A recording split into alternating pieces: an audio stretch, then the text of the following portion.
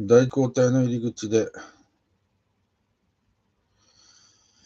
今からおよそ2400万から530万年ぐらい前の地球は中新星と呼ばれる時代だった。地球は湿潤で暖かく森林が豊富だった。中新星後期に類人猿及び人の鼠径と考えられるラマピテクス類が登場した。彼らの化石は北インドのシワリク丘陵1200万から900万年前のものや、ケニアのフォートターナ1400万から1250万年前のものから見つかっている。つまりラマピテクスは1000万年以上前にすでにメソポタミアを通って地球のあちこちに広がっていた。中新星が終わろうとする670万年から530万年前に地球の歴史にとって特筆されるべき天変地異が起こった。それが起こったからこそ中新星が終わりを告げ、次に冷たく乾燥した先新星530万から164万年前が始まったのである。我々の祖先となるラマピテクスは当時アジアやアフリカ一帯の森林地帯に暮らしており、その一部は北アフリカのアファール地帯に住んでいた。このアファール地帯は現在ではエチオピアの東北部の端にあたり、その北部にはジブチ、西北西にはエリトリアといういずれも現在エチオピアと紛争関係にある小国がある。北はアデン湾、東はソマリア断層街、西はエチオピア断層街に囲まれた三角州のような地域である。エチオピア断層街から東方の低地帯を得たところにはダナキル山地という山岳丘陵地帯がある。伊豆のような単性火山が多数あるが、中心となるのは標高1335メートルのダナキル山である。この山地は北東側に比較的厳しい傾斜を持ち、エリトリアからエチオピアへの様々なものの侵入を阻んでいる。南西側は断層街との間の低地に向かって比較的緩やかな傾斜となっている。実は全新星3800万から2400万の終わりから中新星の初期にかけ、地球は大規模な地殻変動期に突入していた。アルプス山脈が隆起し、ヒマラヤ山脈が出現、アフリカ大地溝帯が生まれるなど、地表の起伏が激しく変動し、今日の地球の姿はほぼこの頃に出来上がったのである。だからアフリカ大地溝帯はすでに存在していて、古くからその帯に沿ってラマピテクス類がヨルダンやメソポタミア方面に北上、アフガニスタンや北インドに進出していったのは不思議ではない。覚えておいてほしいのは、ヨルダン、メソポタミア、ペルシャ、アフガニスタン、北インドというルートが人類にとってエチオピア、スーダン、ケニアという南下ルートともに馴染み深いものだったということである。このルートは歴史時代に入った時代の人も非常に、ということは旧来の歴史家の想定以上に重要なものとして登場する。アハール地帯ではユーラシアプレートとアフリカプレートとの大きな衝突により、今日の紅海にあたる部分が大きく盛り上がり、エチオピア断層街となった。そのあたりにアフリカプレートが砕け、ヌビアプレートとアラビアプレートを作り出した。その作用により低くなった部分は現紅海となって現地中海とつながった。また現アデン海湾はアファール地境にちょっとばかり食い込んだ形になり、その海中では隆起が起こっていた。中新星の期間を通じてアフリカ大陸東北部とアラビア半島南東部はまだ陸続きであったと推測されている。この2つを結んでいたのがアファール地帯であり、その接合部はアファール地境、現在のソマリアの北西と呼ばれるべきものだったと考えられている。この地域には様々な地殻が生まれ、そのうちの小さな一つであるダナキル地類がダナキル山地となった。アファール三角地帯と周辺では旧市期を挟んで断続的な火山活動が続き、ダナキル地類とエチオピア断層街の間に広がるダナキル低地は、様々な地殻変動の影響を受け続けた。地震も頻発した。ダナキル山地が南東の端で切れるあたりはアフリカ大地溝帯の海からの入り口にあたる。その大地溝帯は現在地球上に2つある。大地の割れ目あるいは地球の割れ目と呼ばれるものだ。割れ目のもう一つはアイスランドにある。大地溝帯は柵に述べてユーラシアプレートとアフリカプレートとの大衝突、およびそれに伴う断裂、西へ動くアフリカプレートと東へ動くソマリアプレートとの分離により生まれたもので、グレートリフトバレーを作り出した上、アファール湾に注いでいるアワシュ川の流れに沿って南西へと伸びている。割れ目はさらに南下し、ビクトリア港を得てモザンピーク海峡南部に至る。全長6000キロにも及ぶ地溝帯だ。現在はヌビア、アラビア、ソマリアという3つのプレートの境界をなし、ジブチとイエメンとの間は未だに毎年 1.6 センチメートルずつ開いていっている。その意味ではまだ割れ続けている。天変地異が地球の姿を変えた。中新世の間中、我々の祖先と考えられるラマピテクス類も含めた多くの動物たちは、アハール式を通ってアフリカとユーラシアの間を行き来していたと考えられている。ダナキル山地の森林にも我らがラマピテクスの一群が暮らしていた。この地林は南北 540km、幅 75km ほどの広さしかなかったが、この森が消えて住めなくなってしまうまで我々の祖先の彼ら類人猿たちは住み続けていた。中新世も終わろうとしていた1100万年から900万年前、この地域で再び火山活動が活発化した。地球規模の気候の変動が起こりつつあった。中新世の終わりから先新世の初め頃にかけて、狂言風に言えばこの辺りに住まう田舎の猿だった我々の祖先にとって、理解できそうもない恐ろしい天変地異が起こり始めた。アフリカプレートがアラビアプレートから離れるにつれて、彼らの住んでいたダンナキル地理が反時計回りに回転を始めた。当初は南北方向に伸びていたダナキル地理はアフリカプレートからもアラビアプレートからも切り離され、先進世の初期には上端は左に回転して北西に、下は南東方向に伸びる形に変わった。アフワール地球はいくつかの地殻によって構成されていたため、そのうちの一つであるダナキル地流が小さなプレートとして働いた結果、単独で分離し、回転がかけられた。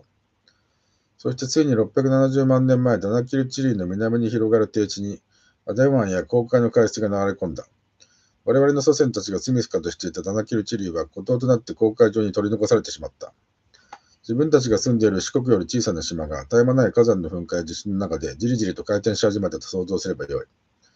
この地殻変動は百数十万年にわたって断続的に続いた。中新世の初期には現航海とつながっていた地中海、現地中海は、中新世の最後の地層海であるメッシナ海、670万から530万年前の形成が始まって以来、大西洋とつながったり離れたりを繰り返した。その度に陸になったり海になったりした。航海は常にその影響を受け、何度も干満を繰り返した。航海の水位はダイナミックに変動した。それに伴いダナキル低地でも海水が入り込んだり干上がったりが繰り返され、ダナキル地理も孤島になったり、アフリカ大陸と陸続きになったりを百数十万年の間繰り返した。アフリカプレートがアラビアプレートから離れるにつれ、アファール地境に水が入り込み、かつてはつながっていたこの地を分断した。結果、航海はアデン湾とつながり、一方、地中海と航海の間は陸続きになった。地殻の大変動はソマリアプレートを分裂させ、ダナキルも小さな一つのプレートとして分裂させた。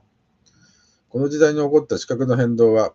ダナキル地流を航海南東部の海上にほとんど島のように孤立させた形で終焉を見る。この時、第一交代に海水が入り込み、大体は浅瀬となっていた。これが今から670万から530万年前頃の中新世末期に起きたことである。ダナキル地流はハール地帯からも切り離され、約数十万年間に20度近く回転した。北端は真北から約20度西に傾いた。余談だが前方後円墳王神天皇陵と同じ角度である。今日ではダナキル山地はさらにその2倍も左に傾いている。北端は真北から40度西に傾いた。激しい天変地異は今はなくなっているが、現在に至るまで火山の活動は断続的に続き、この地は1億年の後、海の底に沈むだろうと予測されている。海が割れ、大地が引き裂かれた天地創造の真実。この地殻変動は、現地球史の中においてはかなりのスピードで行われたものだと言えるが、猿たちにとっては気の遠くなるほど長い時間であった。その間中ひっきりなしに火山が噴火し地震が起こり、山が島になったり、島が山になったり、森林が海に飲み込まれたり、低地が湖になったりといった変動が繰り返された。その頃の猿の感じている時間がどういうものであったかわからないが、要するに永遠かつ常に激震と激動があったという感覚であったことは間違いない。ダナキル地流は航海に海の水が満ちているときは島、水が干上がっているときには山岳、それが何度も繰り返されていたのである。この地殻大変動はラマピテクス類の一部であった我々の祖先に大きな影響を与えたはずだ。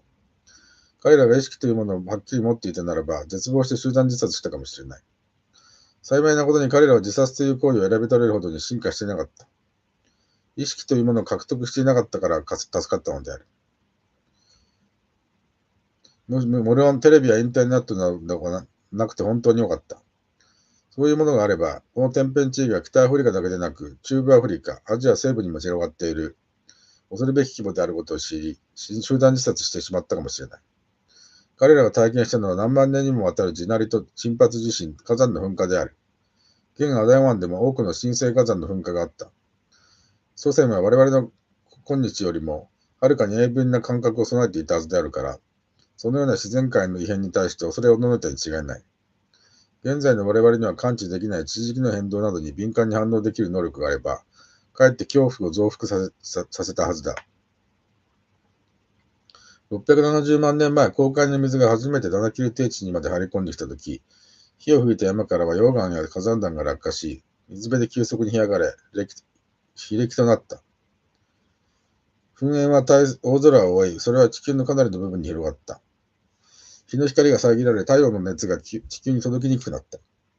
我々の祖先はアファール地球を叩き割って海と化してもなお勢力が衰えずに迫ってくる海を目前にして恐れをののいていたことであろう。アファール地球が分断されたということは海が割れたということだった。大地が割れ、海も割れて火を吹いたのが事実であった。我々の真相の記憶に残る天地創造の真実の姿である。実際に起こった出来事であることは間違いない。アファール地方は今でも大きなプレートとプレートがぶつかる地点となっていて、深部では中心性末期でほどではないが、地殻の変動が続いている。この天変地異は我々の祖先に言葉では言い表せない衝撃を与えた。後の宗教が航海が割れて海底が干上がり、そこに道ができることを奇跡として表現したのは、もっと大規模に起こった事実のほんの一部の記憶に過ぎない。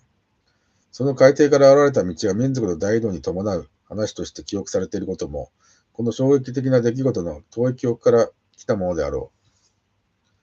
島に取り残された猿、中心性の暖かな気候の中で豊かに茂った森林地帯に住んでいたラマピテクスの一群の足元には、ついにはアデン湾からの海水が侵入してきた。近隣の森林に住んでいた仲間のラマピテクスたちはみんな内陸部へと逃げていったが、我々の祖先は何らかの理由で逃げ遅れ、島となってこの地に取り残されてしまった。おそらくは最後に逃げ切れないほどの海水の侵入があったのだろう。彼らは海水が森林の根元をじわじわと浸していく中、水を避けて島の森林地帯に逃れていった。我々の祖先と同様に逃げ遅れてダナキル島に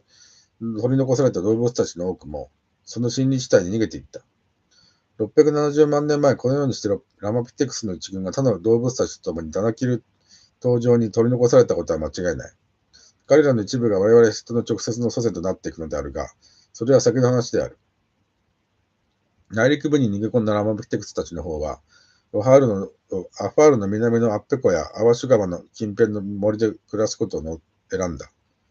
彼らは火山活動や地震が収まれば、その地で安定して暮らし続けることができた。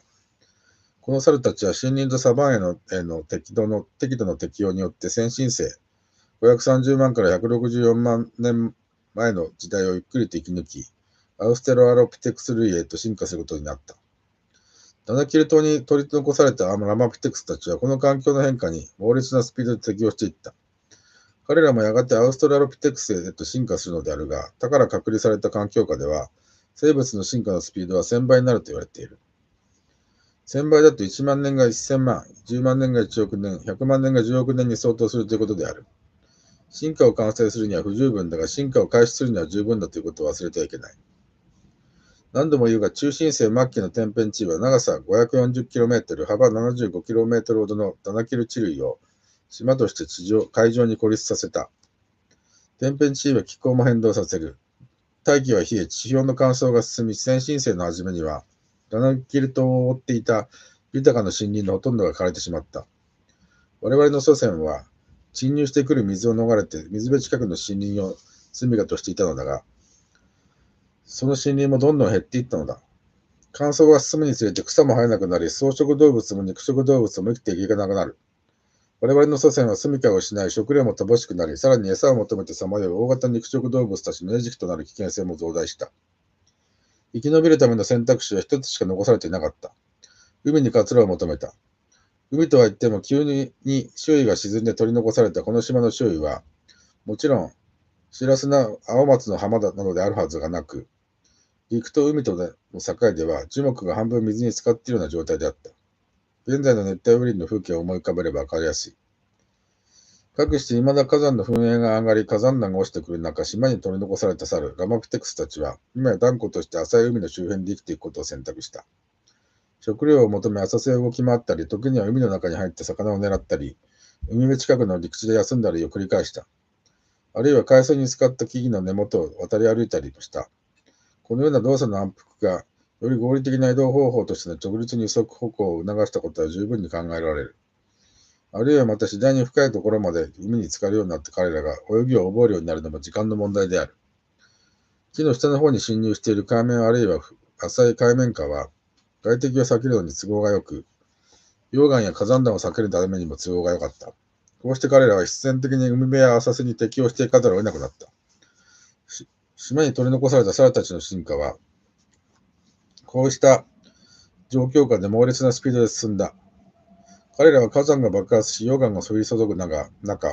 孤立した島の海岸近くで暮らすうちに直立二足歩行を行い、体毛をなくすなど、すごいスピードで進化を遂げた。熱い火山弾や溶岩が急速に海水に冷やされた時などは、それが鋭い刃を持つ破片となって、歴石機の誕生を促しただろうし、溶岩流によって熱せられたり蒸されたりした動植物を食べることも環境適応として覚えていった。つまり火山と海辺が進化に必要ないろいろなことを教えてくれたのだ。料理の根源を追求したはずの文化人類学者、レヴィストロースが忘れていたところの、本来最も多い調理法である蒸す料理は、こんな環境の中から生まれたのだ。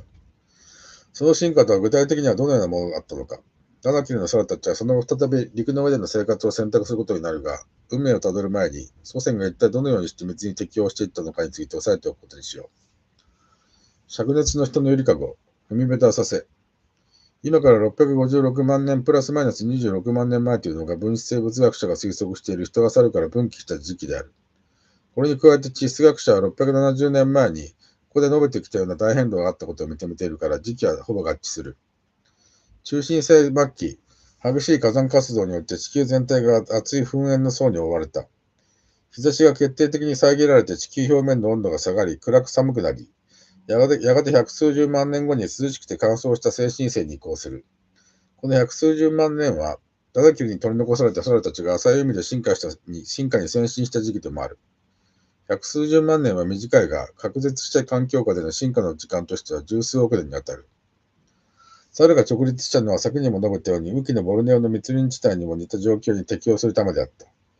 ただし火山活動が活発な時期においては火山弾がひっきりなしに落ちてきて、溶岩流も海に流れ込んでいた。海も浅瀬もしばしば灼熱の熱水となっていた。車に構えれば煮魚が浮いてきていいではないかというところだが、そういうわけにもいかない。自分たちも狙われてしまうかもしれない。長い期間を通じて海はゆったりと浸かれる温泉ではなく灼熱の海となっていた。海は人のゆりかごというが灼熱のゆりかごだった。まだしも樹木が入っていたであろう浅瀬が一番安全だった。浅瀬では足先を水底につけて歩行する方が合理的であった。時には泳ぐこともあった。危険回避に食料確保にも必要だったからだ。泳ぎに適するように体も進化した。魚のようにヒレが発達する代わりに足が長くなったのは基本的にカエルと同じである。カエルは足を長く、手を短く、手足に水かきをつけた。猿は腰骨のつき方からして足を左右に開くことが得意であるが、それは役に立った。人はその足をさらに長くして、膝から下で水を蹴ることにした。いわゆるカエル泳ぎがうまくできるように進化した。今日でもしばしば手に水かきのある子供が生まれてくることもその副産物である。我々の祖先が最初に覚えた泳ぎ方は平泳ぎだった。体毛は水の中では不要となった。外敵との戦いがなくなり、出血の危険が減ったからだ。何よりも、体毛が持つ最大の機能である体温調節が、水中では無意味になった。不可能というより不可能になった。かくして体毛を失ったのだが、毛が生えてくる元となる毛包の方は、チンパンジーと同じくらい残っている。しかし体毛が生えてこなければ毛包だけがあっても意味がない。どうしてこんな中途半端なことになったのか。要するに人は進化しきった形で陸上に戻ることができなかった。最近、感動した時などに鳥肌が立ったなどというが、鳥が肌が立つという状態はもともと体毛を逆立てて体を大きく見せる必要があった時の痕跡である。身の危険を感じて恐怖に襲われた時、体毛を逆立てて身を守ったり、相手を威嚇したことの名残だ。我々はかつてのような体毛はもう入ってこない。ただ、前節で述べたように母の体内において3ヶ月ぐらいの間だけ税毛と呼ばれる体毛を生やす。この税毛がまるで泳ぐ時の水の流れに沿うかのような方向で生えていることも、祖先が海辺で進化したと考えれば納得できる。この税毛が失われず、濃い体毛を持って生まれてくる多毛症の子供もいる。ほとんど成長するに従って消えていくが、このような特徴を持って生まれてくる子供が少なくないことも、我々の見解を示唆する。現在の一程度の薄い体毛でも泳ぐのに支障はないが、より進化すれば体毛は全くない方が良い。これが水中生活における基本である。オーストラリアの水泳選手が20世紀に始めた体毛をすべて剃る。同じ効果を得るためのスイムスーツを着るは、670万年前にダナキルの猿が水辺の環境に適応するために始めたことが講師であった。涙を流す猿。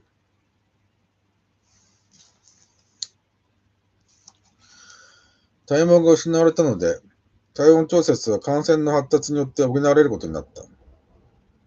感染にはもう一つ重要な機能があって、それは体内の塩分の放出である。これも海に入ったことの結果であることは言うまでもない。涙腺はすべての哺乳類が持っているが、役割は眼球を保護しドライアイになるのを防ぐためにの液体を分泌することだ。感情の表現として涙を流す哺乳類は人だけである。人は涙を流す猿になったのである。感情の表現かどうかは別にして、涙を流しているように見える動物は他にもいる。それらは海生の種ばかりなのである。ゴマフアザラシの赤ちゃんが目に涙を溜めていると言って感傷的にニュースで取り上げられたことを記憶している人も多いだろう。ウミガメが産卵の時に流す涙は有名だし、ワニやトカゲの仲間でも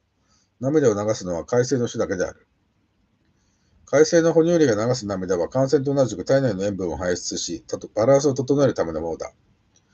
だから彼らの涙は人のそれと比べてびっくりするほどしょっぱい。人の涙もしょっぱいが、体内の塩分バランスを調節できるほどではない。一方、人の汗は特に体内の塩分バランスを崩すほどの塩分を含んでいる。これは一体どういうことか。人の涙腺も海生哺乳類と同様に余分な塩分を排出するために発達したものである。その後、陸上生活を営むことにより必要性が薄れ、他の物質も排出することで、ストレスに耐えられるよう変化したものだろう。体の中に溜まった過剰な塩分が人の悲しみのもとだったのである。確かに泣くことで大いにストレスを発散させているように思えるから、今でも肉体的精神的な効果は大きいのである。感染の場合は、陸上に戻った人が体の調子を狂わしたものとしか思えない。人が感染を発達させたのはもう一つ訳があって、他の霊長類が持つアポクリン腺という器官をほぼ失ったからだということがある。この線はしかし我々にも少し残っていて、肛門、周辺、外耳道、脇の下などに存在する。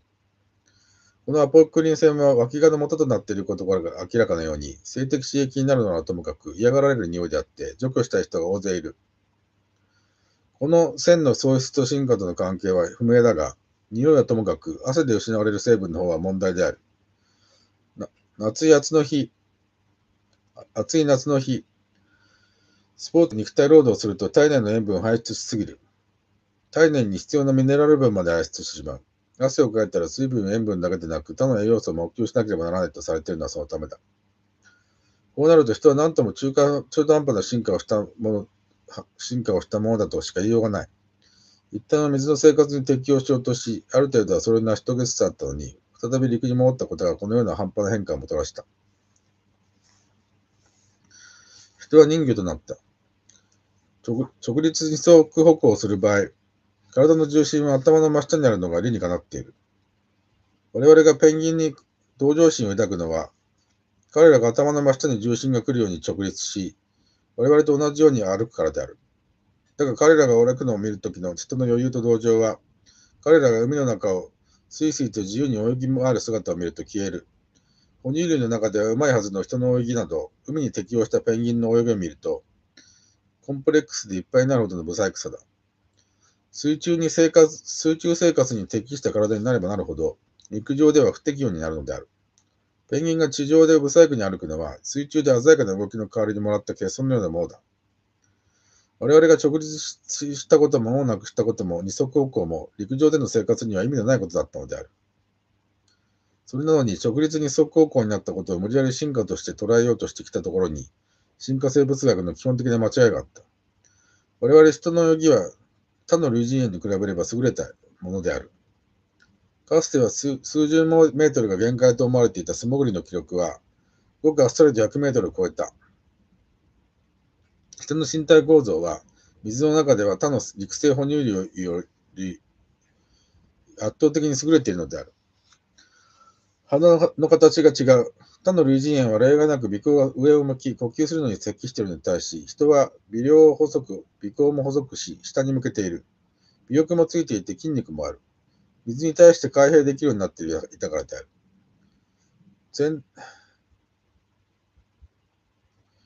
さらに前節で述べたように、人は鼻腔の奥の口腔につながる部分まで口頭を移動させ、軟口蓋を開閉できるようにした。鼻から水が入っても鼻孔の中に水を止めておくことができるのだ。またこの点でも進化は未熟であって、人の胎児の口頭の移動は生後3ヶ月頃から開始される。そこまでは猿なのだった。その時期以降、赤ん坊は人特有の口呼吸もできるようになるが、身体反応はしばらく鼻呼吸のままである。そのため、うつ伏せや頭が後ろに落ちた状態で、赤ん坊が寝ているとき、喉チンコが降りてきて気管を塞いで呼吸ができなくなる時がある。これが乳幼児突然死症候群の原因であることも述べた通りだ。この事実も、明らかに人が水生用に進化したことの名残であり、感染しなかったことの傍証でもある。19世紀にジゴンやマナティーの住む地域にヨーロッパの船乗りが乗り出したとき、ジゴンのメスが水中に直立し、子供を胸に抱いて授乳させている姿が目撃された。この場合、体の重心が不審と一致していることが重要である。ジゴンやマナティーはそういう姿勢で人間の乗る船を眺めていた。これが人魚のイメージの原型になった。そもそも彼らはもともと象の仲間なのである。だが海に生きるようになってからメスの乳房が体の上部前面に移動し、子供を胸で抱いて授乳するようになった。海の中ではその姿勢の方が安定して楽だからだ。よく見れば目はまん丸だが顔にはひげがあり、首のも腰のくびれもなく、寸胴の流線形である。水夫にとっては、乳房と乳児と直立という姿が、母のイメージから人魚のイメージに変わっていったのである。海生の哺乳類は性器が体の前面にあり、ハラハラ姿勢の性行為を行う。人の陸上におけるハラハラ姿勢の性行為はかねてから疑問の的であったが、人が一時期水生生活に適応するよう進化してきたことを考えれば、この疑問も評価する。同様に前節で述べた大化の謎も、そのほとんどが解明できる。やがて水が引いた後、彼らが陸上に戻ることを選んだが、陸上で直立二足歩行をすることになった人は、前節で述べたように高血圧の危険を抱え込むことになった。水中では二足歩行をしても水圧によって体重が支えられ、下肢まで下がってきた血を押し返す力があったため、浅瀬であっても高血圧の問題は起きなかった。人がそのまま水生生活を続けていれば、高血圧も血栓症も起きなかったであろう。血栓症の問題も水中で生きるための進化をした後で、再び陸上で生活することになったために出血の危険が生じて生まれたものである。水の中という環境に適応した進化は陸上に戻れば環境への不適応、対価となったのだ。ダナキルからの脱出、希望と地獄の始まり。670万年前に島となったダナキル地類は、約30万年前頃から何時にわたっても水が引き、その間アフリカ大陸と地続きになった。今日の第一交代にある地域も水が引き、浅瀬となって歩けるようになった。そのような機会を捉えてダナキル島にいた猿たちは新しい土地を求め、第一交代にできた水辺に沿って南の内陸部へと移動し始めた。その移動はダナキル島が南の内陸部と陸続きになるために何回か繰り返された。ダナキル島の水辺に似た海岸は、数十から100キロほど北方の広海岸にも探せたはずだが、なぜ南の内陸部にだけ移動していったかは、よくわからない。推測できるのは、広海の海岸が切り立った崖が多かった上に、道中に水辺に沿って歩くことができなかったためではないかということだ。必死に水辺の環境に適応してきた猿たちにとって浅瀬は食料の宝庫であったから、水が引くことは食料が不足することを意味した。その結果、生存競争に勝てなくなって弱い者たちがまず南に押し出された。環境適応能力の弱い者たちから島を出ていった。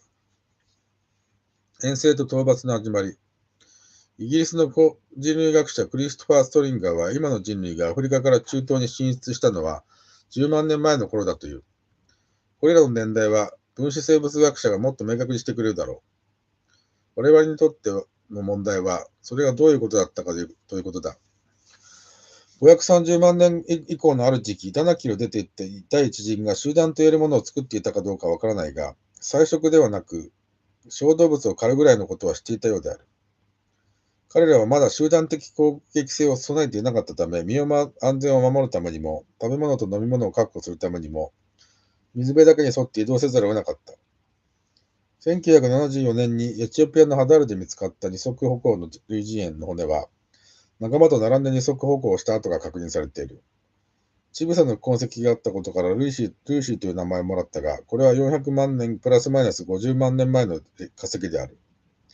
ということはかなり初期にダナキルを去った一団の子孫ということになる。だがルーシーは直接の祖先ではない。ルーシーの仲間は猿からの進化が未発達の段階でバラバラにダナキル島から出ていったのだ。ルーシーはまだ頭の下に重心、不振ができていないし、足もつま先からかかとまでが長い。足先が大きい。このような状態で歩行すれば、水泳用の足ひれを連れてつけて歩くような不細工なことになるわけだ。ルーシーにとっては水生生活はすでに終わっていたわけで、さらに直立二足歩行を進化させていく必要はなかったからだと思われる。むしろ彼女たちが生きていこうとするなら、もう一度上半身を強化し、四足歩行と直立のミックス度を拡大し、樹上でももっと快適に暮らせるように進化していっただろう。だがそうはならず、彼女たちは死に絶えたのである。また先進世530万年以降になると、中新世の温暖だった気候は一変、冷たい乾燥期が訪れる。大地交代の周辺は次第にサバンナとなってきた。そういう状況の中でさらに現在の人の方向に向かって進化することなどありえない。人と猿との中間の形態らしきものを発見すると、人の祖先であるようと考えようとするのが、これまでの進化生物学者の欠点だ。北京原人が見つかれば、彼らと人との直接の進化ラインを設定しようとし、ルーシーが見つかれば、ルーシーを人の直系の祖先として考えようとする。しかし人への進化は、我々の祖先がダナキル島に取り残されたことによって、他の猿たちのような進化の系統からはぐれたことにより起こったものだ。そのはぐれ方や時期にばらつきがあって、それらがやがて統合されて今日に至ったということはない。分子生物学者の言うところによると、今日の人はネアンダルタル人の子孫でもなく、20万年前アフリカにいた一人の女性の子孫なのである。ハワイ大学のレベッカ・キャン博士は、87年に現代人のミトコンドリアを分析すると、20万年前頃の一人のアフリカ女性にたどり着くという研究を発表した。人々を唖然とさせたこの研究は、多くの分子遺伝学者の研究によって正しいことが確認され、ミトコンドリアイブというあだ名が設けられた。このイブ夫人は、リンゴを恥ずかしげに食べるどころか、周りの男をみんな食ってしまったようである。あるいは誰か他の男の食った仲間の女性も食ってしまったのだ。また、もう一般の進化生物学者の研究は全く無に帰したのである。今ではスタンファード大学のピーター・アンダーヒルによって、不景にしか遺伝しない Y 染色体を研究すると、東アジア、東南アジア、オセアニア、シベリア、中央アジアの163民族、12,127人の男性がすべて Y 染色体の3つの材に M168 という突然変異があった痕跡を持っていることが分かった。アンダーヒルはこの突然変異を追跡し、それが3万5千年前から8万9千年前のアフリカに起源を持つことを明らかにした。我々アジアの男性はどんなに古くとも8万9千年前にはアフリカにいた。一人だか少数の集団だかは不明だが、勢力はとにかく子孫を残し続けた。相手の女性は皆イブの子孫だということになる。だから人類は皆間違いなく兄弟なのだ。そして10万年前にヨーロッパで出現したネアンダルタ人は兄弟ではなかった。兄弟でない者には悲惨な運命が気の毒にも待っていたと考えるべきである。もう絶対に猿ではない埋葬もしていたネアンデルタル人を殺して食べてしまった我々は現在の一つをそこで犯した。あなたはヨーロッパでネアンデルタル人が身を寄せ合ってけなげに生きていた。埋葬も宗教的儀礼もあった遺跡を見たとき、どこか胸が締め付けられる気がしなかっただろうか。複雑なことにある程度まで進化した者たちがその時期なりのパンツを携えて、順繰りに陸の方に戻ってしまったようだ。このパターンは約3万年前、ダナキル低地に最後の乾燥の時が訪れるまで何度も繰り返された。その途中の進化の中間形態に見えるものは全てメインの系統からはぐれたものだと考えなければならない。水辺に適応するように進化した身体は陸の上では退化した身体となる。はぐれたものはそのまま死に絶えていくのが当然の運命だった。ルーシーもサバンナではなくエチオピアの森の中で命を落としている。彼女たちの状況を牧歌的に考えることはできない。遅くまで島に残ったのは環境適応が比較的うまくいった者たちであった。そしてさらにそこで進化を続けたのだった。ダナケルが島になって以来、500万年もの間進化を続け、今から175万年ほど前、第二陣が島を出た。第二陣もやはり地溝帯に沿って内陸部に入り、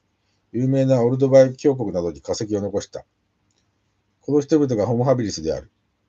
だからホモハビリスはルーシーの孫ではない。ルーシーはアウストラロピテクスの中でも最古と言われるアウストラロピテクス・アファレンシスに属しているが、ルーシーの子孫たちは、ホモハビリスと一時共存していたことが分かっている。ホモハビリスはオルドバイ型と呼ばれる石器群の製作者で、言語のようなものも使えたらしい。共存といってもその力関係は圧倒的にホモハビリスの方が上だったはずだ。時には、ルーシーの子孫たちを集団で襲い殺戮することもあったのというのが当然の推測である。ルーシーたちは弱く、武器をろくに使えず、肉を持っていたからだ。第三陣は約100万年前に島を後にした。この仲間が原人と呼ばれるホモエレクソスである。第三陣のホモエレクソスは、ホモハビリスより進化した特徴を持つ彼らの子孫である。彼らは火を起こす方法を知っており、ある種の美意識を伺わせる道具を作り、言葉によって意思の疎通を行っていたと考えられている。火をめぐる争いはあっただろうが、同胞殺しの痕跡は未だ見つかっていない。彼らはその祖先が初めて島に取り残されて以来、およそ600万年以上もの間、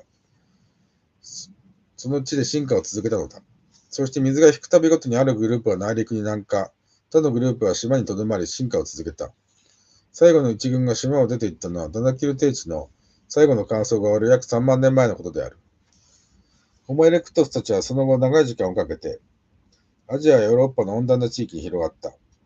地溝帯となって視界の横などを通って、その北東側にも歩を進めた。北京原人やジャー原人も彼らの仲間である。彼らが歩んだ道は、ヨルダン地溝帯、メソポタミア、カスピ海南部、北インド、タリム盆地、中国であるか、またヨルダン地溝帯、メソポタミア、カスピ海南部、北インド、ジャワである。これが歴史文明の発祥地になっていくのは偶然ではない。結局、3波にわたる民族大移動が起きたのは、環境に対する適応力が限界に来て、地続きになった内陸部に鎮天地を求めたからである。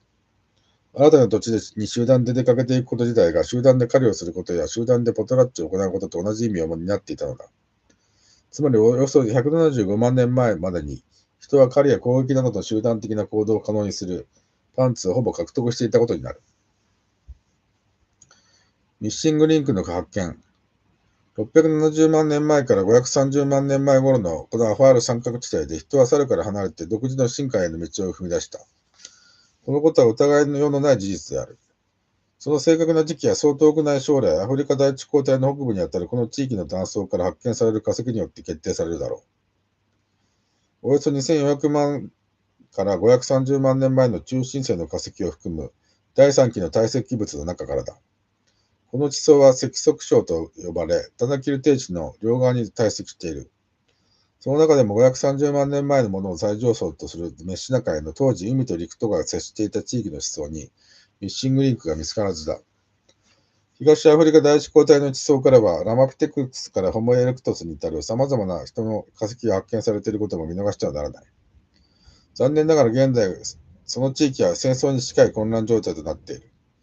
先進的な学者たちが、この地域こそ発掘すべき場所として意識して以来、20年が経過しているのだが、今日を生きる人間たちの紛争が発掘を妨げている。現在の内戦がやめば発掘も行えるだろう。発掘が行える状態になれば第3期の化石だけではなく、進化が進んだ第4期の化石が発見される可能性も大である。ミッシングリンクにあたる化石がこの地域のこの時期の地層から発見されることによって、ここで述べた推論の正しさが立証されることだろう。大移動の快感と現在。我々が真に人になることができたのは、私がパンツと呼んだ文化の制度を組み込むことによってだった。人はパンツによって身体的欠損を補い生き延びることができた。陸の上では糖尿病や高血圧や血栓症に悩む体質は変えようがなかった。今でもそれに悩んでいるが、緊急時歩行の遅さや腕力の脆弱化や木登り能力の衰えなどは、ダナキルの水辺で拾った火山弾や溶岩の破片かられっきを作り、武器や道具として使うことを覚えたことにより補うことができた。火山の活動が活発だった時期に、その火によって自然に料理された魚や動物を発見して火を使うことも覚えた。あるいは言語のようなものを発達させて、仲間同士コミュニケーションを取ることもできるようになったと考えられる。身体の不能を道具や社会行動で補うこと、これがパンツを履くことの出発点だった。パンツは環境の意味を変え、時には近世以降は特に環境そのものをも変えることになったのである。だからパンツを履くとは身体の欠陥を道具や組織行動によって補うということと同義でもある。何にせよ行動を起こす欲望は快感に基づかねばならない。我々にとっての快感は過剰を無理やり作り出し、使い尽くす当人というところから生まれる。第一項体とは食料となるべき動物たちと出会ったとき、先方は腹を空かせていないと攻撃してこないのに、こちらは内面的快感に基づいて一方的に攻撃するということが生じる。同類だった猿から見れば、我々の祖先は島で取り残されている間に食料を得るためだけに戦うとか、縄張りを守るために戦うといった動物界のルールからずれてしまったのだ。余談だが動物界の基本ルールは、英語でアニマルエコノミーという。エコとは共にというのが本来の意味であり、ノミとは基本の摂理とか理法という意味のロモスから来ている。だから動物界だけでなく植物や地球全体を含む生態系の基本的理法については、エコノミー・オブ・ネイチャーという。エコノミーを経済と訳したのは、近世の中国における語訳である。ともかく人はこのアニマルエコノミーを、もしくはエコノミー・オブ・ネイチャーのぶち壊し屋になってしまったのである。地球という調和水槽のはみ出し物となったのである。人による戦いは動物界の基本ルールを無視して、のべつ幕なしに行われる。自分たちの勝手な気分に基づいて殺戮が行われたのである。戦いたい、殺したい、支配したいという欲望が新たな猿たちの内面的衝動になっていった。かつての仲間だった猿たちにも多少の攻撃性や集団的終了の現象形態があるとは言っても、それは猿と人との外見上の相違以上に格差がある。必要以上の過剰を作り出し、当人するという快感を得るために新たに作り出されたシステムであった。我々の祖先はその快感をどこまでも拡大していこうとしたのである。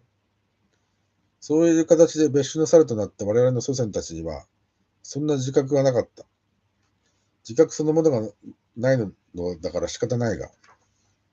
いずれにしても昔の仲間に対する大量虐殺が、ダナキル島を出ていった猿たちの生きていく道になった。例えば、ルーシーの仲間、彼女たちの子孫を我々の祖先は殺した集団的戦闘、集団的虐殺こそが人の人たる道となったのである。生き延びた者たちは安全な場所を求めて人を避けて森林地帯に逃げ込んだ。だから人と猿はほぼ同じ地域に隣同士で暮らしていくことになった。その意味で最初からダナキルに出ていった猿たちと第二人たち以降の者たちとでは移動の意味と様相が大きく異なっているのは当然だ。第一陣の者たちにとって動物たちを殺すのは自分たちが生きるためだったわけでやむを得ないものである。第二陣以降の行動にはそれとは大きな断絶がある。ある種の飛躍があったのだ。遠征という名の虐殺。ダナキル中類からの第二波以降の大移動はまさに遠征であった。遠征軍は武器を携え、初歩的な言語を話し、初歩的な軍団構成を維持する能力を持っていた。直立という不格好な姿勢から生まれた身体的能力の欠如は集団行動で補った。行動のエネルギーとなったのは、必要以上のものを溜め込んで、それをある一定の時に投入して快感を覚えるという過剰投入システムだった。狩りのできる場所を求めて遠征し、狩りが恒常的に行えるようであれば定住する、ホモハビリスに始まるこの大移動とそれに続く定住という行為は、生きるための直接的必要性で行われたものではない。それ自体が快感を高める行為として行われたのだ。そしてその結果が生きることにつながるという人独特のパンツの制度だった。このパンツを履くための推進力が過剰投人という燃料によってもたらされた。この推進遂行のご褒美が快感である。動物には普通持っていないところの行為の自己目的化とか単力というあり方がここに生まれた。これ以降、移動のための移動、遠征のための遠征、戦いのための戦いが人の行動様式の中に身体的に組み込まれていくことになった。そのような欲望、行動の自己目的化に突き動かされた人類の行動は、その後の我々の歴史にいくらでも見出すことができる。有史以来大衛星が行われたという結果についてはよく知られているが、なぜ行われなければならなかったのかという根拠や理由が、全くと言ってよいほど解明されていない。そういう例は山のようにある。先に述べた不要な虐殺を伴うアレキサンダー大王の統制、匈奴やゲルマンの大移動、モンゴルの生成、サラセン帝国の遠征、バイキングの南征、十字軍もある。これらは経済的必要性や地政学的必然性などでは説明不可能な行動で、根拠のわからぬ嵐のような大移動であった。遠征自体が必ずしも必要なものではなくても、ある程度社会が円熟してくると、当人したいという欲望が抑えがたくなってくる。それを無理に抑圧してばかりいると、欲望の矛先が社会の内部に向かい、めちゃくちゃになるから遠征するのである。無理やりにでも過剰を人為的に作り出し、当人しなければならないのだ。内圧を外政によって解消させるという今日の人の社会が持った悪癖がここですでに始まっていた。先に挙げたものより一ささく規模は小さいものの、当時の民衆を熱狂させ、局地的には大きな影響を持った運動となると、キリがない。ボーア戦争、太平天国の乱、岩断事件、中世ドイツの東方植民運動、古代パレスチナからのユダヤ人のディアスポラ、大離散、千年王国運動、近代ではユダヤ人のパレスチナ奪還運動、イスラエル建国運動などである。これらの遠征移動、時には闘争がある種の熱情を持って行われるのは、ホモハビリスに始まる大遠征の快感が我々の記憶の奥の奥底に残っているからである。移動の快感は最後には存在自体の過剰を投入するパンツ的快感の発露なのである。7キルからの大移動はその講師であり、遠征と移動は人のパンツの強化要因だった。山登りをする人たちの好きな言葉がある。そこに山があるからだと答えるというものである。要するに遠征の自己目的化と同じである。遠征の代償行為だろう。代償にとどまればそれは良いことだ。第一交代に沿って南下していった我々の祖先の行く手には、かつて兄弟であった猿たちにも現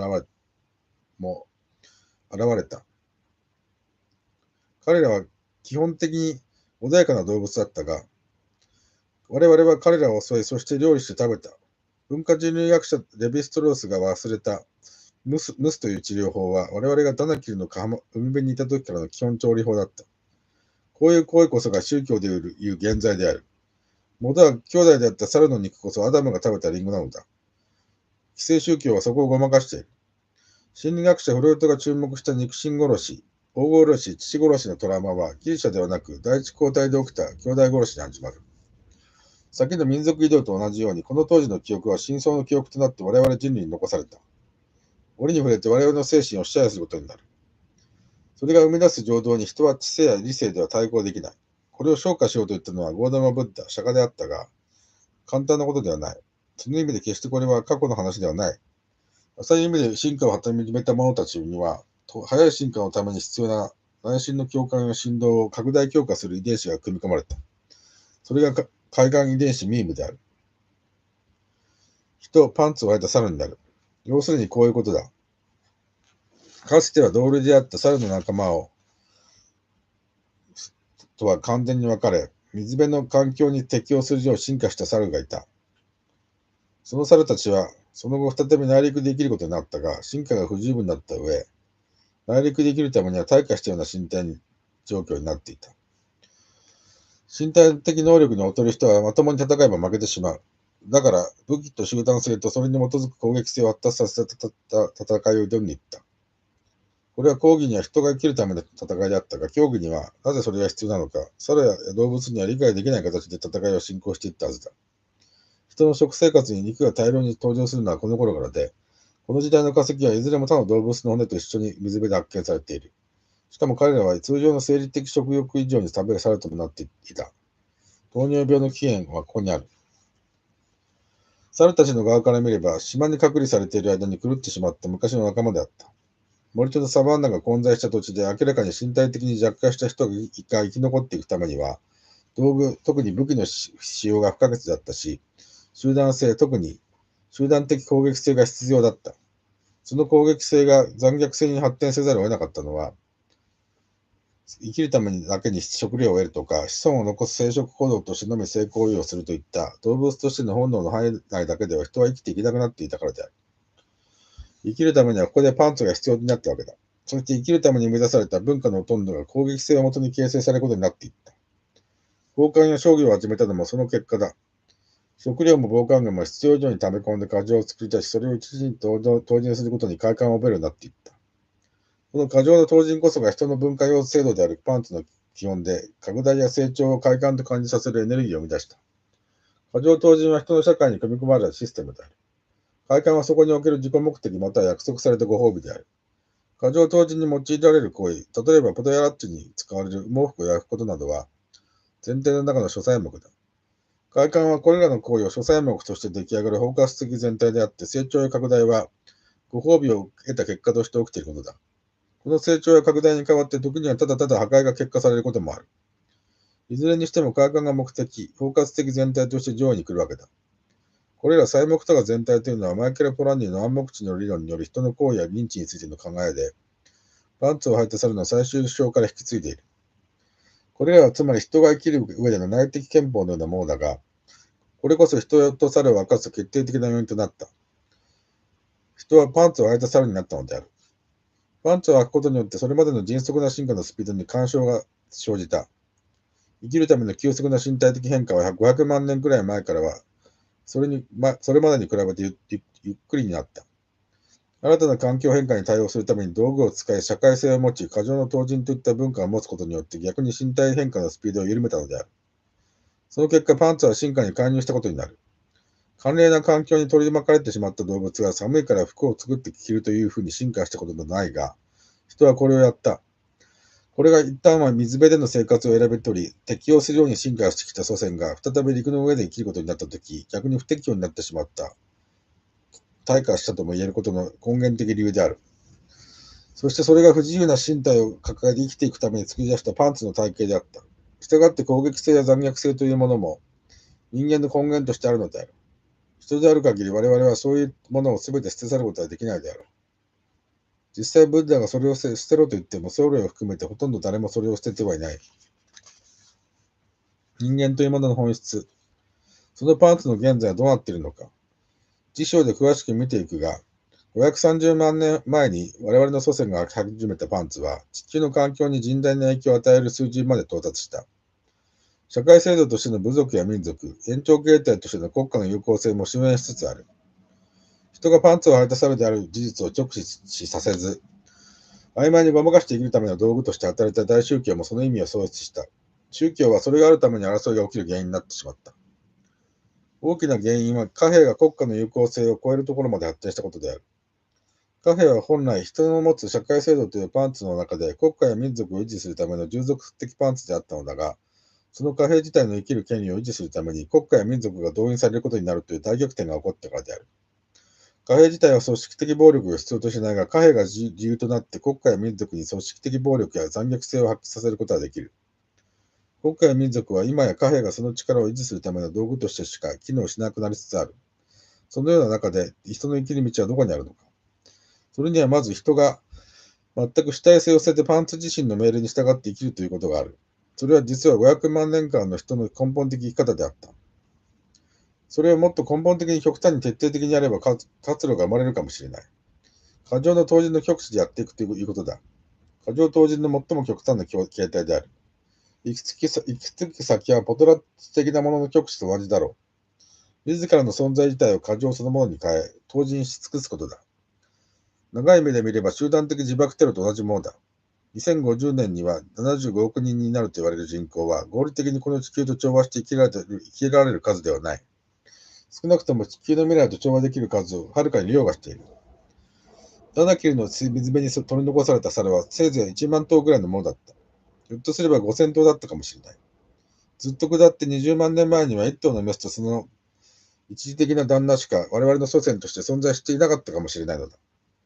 現在の地球の人口が半分の40億人ぐらいに減ったとしても、長い目で見れば立派なものだ。ただこのまま放っておけば嫌な奴だけの40億人になる。人が人となり生きていくために必要となった攻撃性、残虐性は思い出すのもおぞましい事実を記憶の底に残した。そして現代人の心の中にも絶対に消せないトラウマとして残り、放っておけば我々人は仲間を数億人殺して生きるしかなくなるだろう。数百人を殺した北オセアチアの北オセチアの学校選挙テロのような事件を多発させつつ生きていくということになるかもしれない。あるいは集団的な精神異常が起きるかもしれない。残虐な行為のシンドロームである。それが人の本性なのである。あるいは進化の基本的方向なのである。だからよほど意識しなければ止めようがない。残虐性や暴力性は人の人たるゆえんとして根源的に潜んでいるものだ。いかなる平和主義者の心の中にも、読者の皆さんの心の中にも、この私の中にも潜んでいる。それが人として最初に獲得したアイデンティティだったのだから仕方がない。